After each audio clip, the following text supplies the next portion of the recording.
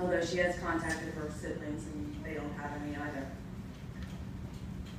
The time that she was on the island was a simple time. It's a tropical island. They didn't have to wear shoes. She ran around with her sister, and they went to streams, and that's where she learned how to swim. Her father had a small farm to which they had to grow the vegetables to eat.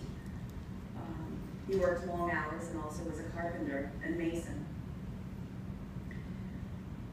At the age of 5, the island was taken over by the United States, and they had to leave the island. So they were shipped, and she says she doesn't really remember a whole lot because she was so young, but they were, arrived in Japan in the winter of 1943 in the city of Mayakan, where they stayed in a refugee camp.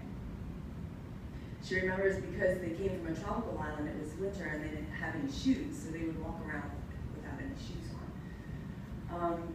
After the time period of 2 years, they were sent to Iha, Okinawa. I guess that was a big refugee place. They just took them all to Okinawa.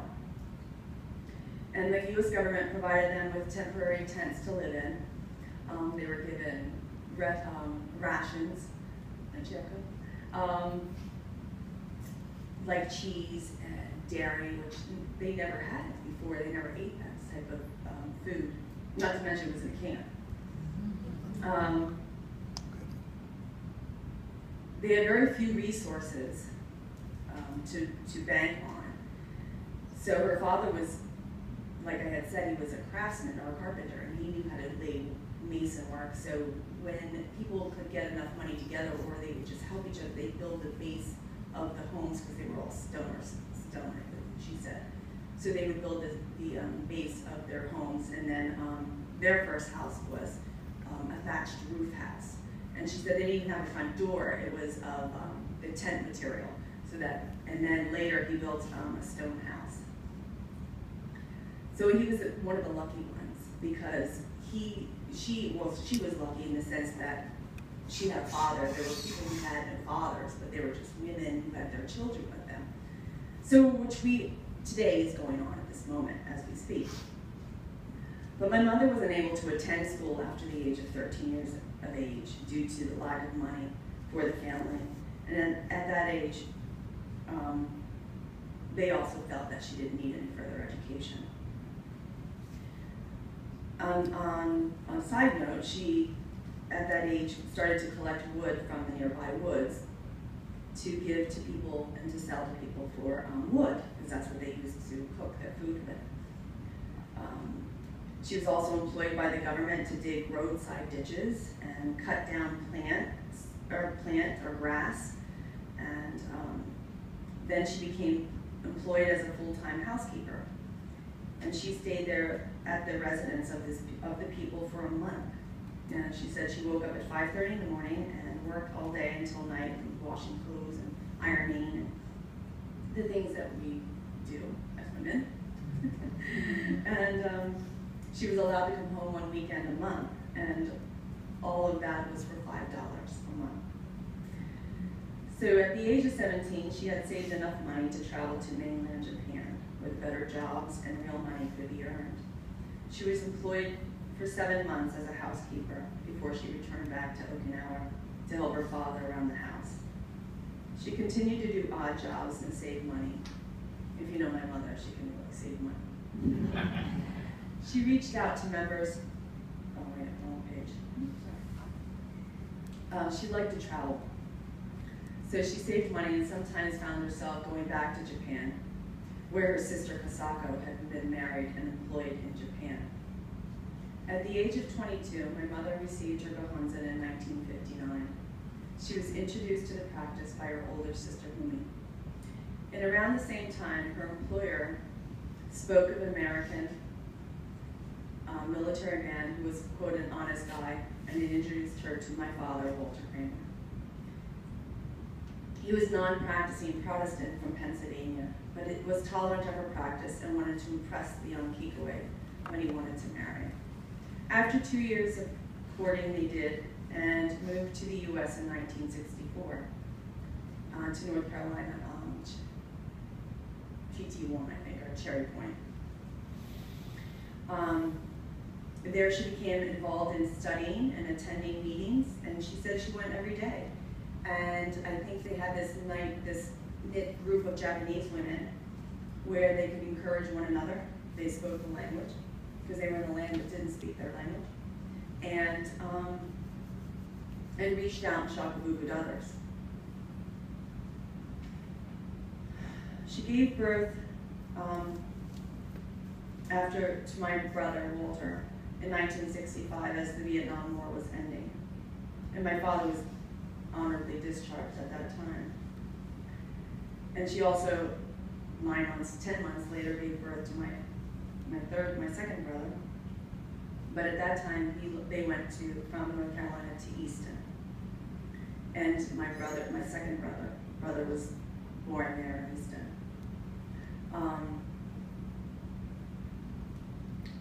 When I was in North Carolina, I'm going to back up, I went there for full-day kindergarten in first grade. And full-day kindergarten was like nap time. We were able to take naps. I loved playing. I had a great childhood. Rode my bike all over the place. I was 5 years old. I rode all over the place. Ruled that place. There were no worries. There were no troubles. There was no boogeyman. There was no anything but childhood innocence. Then we moved back to Easton with my grandparents, and it became a horrific story from that point on.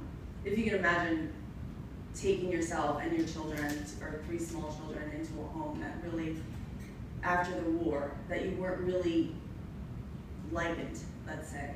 You were the enemy. And surrounded by those people that really didn't look upon you as friendly. But my mom persevered. She became creative. I remember her taking us for walks anywhere and everywhere in the Easton area. We went to the pool. We'd walk through the cemetery where she'd collect flowers that they had thrown out from the graves. And then she'd bring those back and plant in my grandmother's small yard. We were there for a short time before we moved back to North Carolina, and for another short time before my father was finally became retired. Then we moved back to my grandparents' house. My brother was born, Bill was born with the neurological problems, to which my grandparents didn't understand or tolerate. They yelled and slapped, and they were very verbally abusive to him. They were verbally abusive to my mother. When she was unable to speak the language, like I had said, so she had no social outlet. We lived in a city-like environment. They looked over her as an uneducated heathen. Sometimes we would walk to my aunt and uncle's home in Easton. They left their doors unlocked at that time. That's actually up by you, Mark. And we found them not to be home at times. We'd go in there. We'd go in their house. We'd clean it, just to get away. She could not display her Gahanza, but I know deep down in her heart, and probably in some corner, low voice, she chanted. 2 years after that, we were able to purchase a house in Bangor, where my mother resides now. She became abided to them because she had borrowed money for the down payment of the house, to purchase the house. So she still felt that they had control. At the time that my father was retired, he couldn't find steady employment. It was a difficult time transitioning. He had a difficult time transitioning to the civil life. My mother found employment in the thriving textile area of Bangor, where she traveled to and fro with a neighbor who also worked there, because my mother didn't drive. He still does not. Meanwhile, she was unable to put her Gahanzan up in her own home in fear that my father would destroy it. He would make crude remarks to her chanting and forbade her to attend meetings with other members. She never stopped receiving the Sheikos Shinbun and reading the words of President Ikeda. His guidance and sincere, genuine care for his members gave her the inspiration to continue chanting.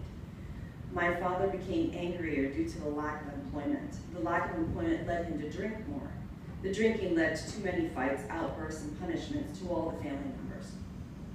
We would run to our rooms when we'd come home from being out at the club. If he yelled for us to come down, we ignored it. Bill my brother, on the other hand, had not, or did not.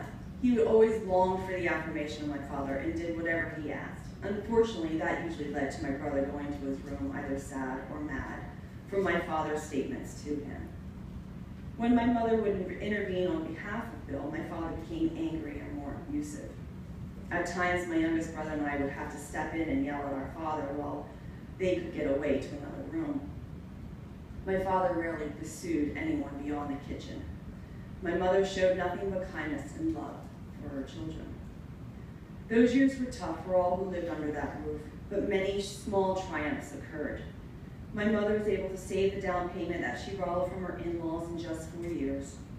They were shocked. It was a triumph for her, so she no longer owed them any debt. My mother's determination to not have their say over what they could or could not have done in her home was the driving force. Her faith in chanting regularly was the fuel that kept her going. Quote, praying is the determination to accomplish one goal without fail. It is a pledge, a vow. Never forget that as long as a woman has such resolve in their hearts, the path to a brilliant future will open. And that's in the World Tribune, August 21st,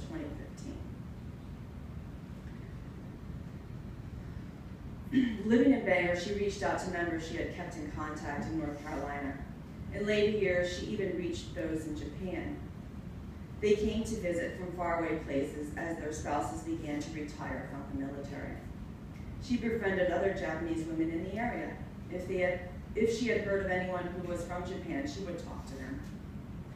Some of them had practiced Nichiren Buddhism but left it behind when they came to the U.S. and had adopted their husband's religion. I saw my mother be a friend to many people of all cultures. When I graduated high school in '82, my mother's determination to return to Okinawa almost after 20 years came true. We returned together to speak to her family and friends that were still there. Although I did not speak the language, I found the culture fascinating. I felt in many places like a giant. I was 5'4". I stood above many people. I found a country that was once torn and devastated by war, a land that was scarred by governmental prosecution for religious beliefs, come to peace with its people. Everyone was gracious, polite, and kind to me as an American. We visited Taisekaji Temple in Mount Fuji, and it was a long month visit. Now I was a teenager, so I was either reading my book or reading my book. And missing home, writing pens, pen pal, because it was a long time for being away. Unfortunately, I wasn't there at that moment, but I was honored to have my mother return with me. My father has passed now since it's been 10 years. Toward the latter days of his life, he became more understanding towards the SGI. He welcomed many of our friends in faith to their home. He gave guidance as a father to one young man whose father was not present during his youth. The man now has gone, or the boy has now become a man, has gone on becoming a success, as both as a member and in his personal life. Maybe my father will come back as a Buddha of the earth, propagating peace this time. All the interaction over the years with members and hearing the countless Nam-myoho Renge Kyos throughout his lifetime had to have some effect.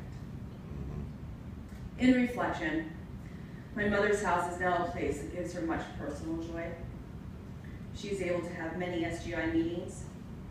She welcomes all in her home with smiles and warmth and encouraging outings. She has the support of friends and of her grandchildren to travel places. She has the peace of mind and independence, and her greatest joy to see her child and grandchildren practice Nichiren Buddhism. And someday I hope to become as well-known, or as gracious, or just as a Buddha of the earth as she has become. And thank you again for your attention.